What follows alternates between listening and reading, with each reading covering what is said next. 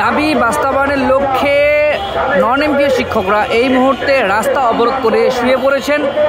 আপনারা যেমনটি দেখছেন এই মুহূর্তে পল্টন হাইকোর্ট যে রোডটি রয়েছে যমুনার অভিমুখ, সেই যমুনার অভিমুখে পুলিশের বাধার সম্মুখীন হয়ে শিক্ষকরা রাস্তা অবরোধ করে শুয়ে পড়েছেন। তাদের যে দাবি নন এমপিও যে বিদ্যালয়গুলো রয়েছে সেই বিদ্যালয়গুলো এমপিও ভুক্তির দাবি নিয়ে দীর্ঘ 25 দিন তারা জাতীয় প্রেস ক্লাবের সামনে অবস্থান কর্মসূচি পালন করে আসছিলেন।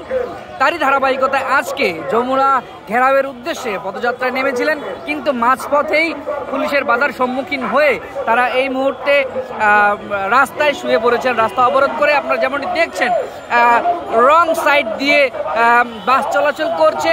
শিক্ষকদের এই রাস্তা অবরোধে কোনোভাবেই বাস চলাচল করতে পারছেন না। আপনারা যেমনটি দেখছেন আমার সামনে শিক্ষকরা রাস্তায় শুয়ে আছে। দর্শক,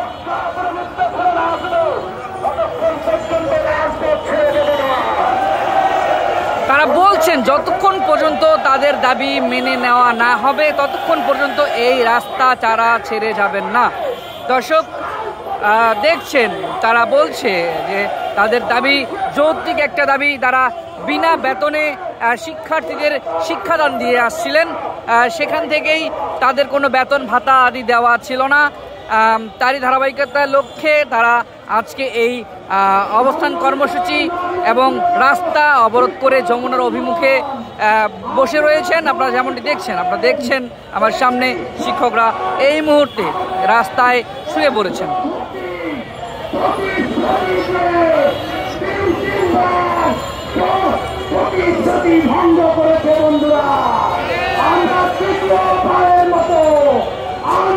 দর্শক, আপনাদেরকে জানিয়ে রাখি পুলিশের ব্যারিকেডের মুখেই নন এমপিও শিক্ষকরা, এবং আমরা দেখতে পাচ্ছি পুলিশের যেই জলকামানের গাড়িটি রয়েছে সেটি এই মুহূর্তে প্রস্তুত করেছেন।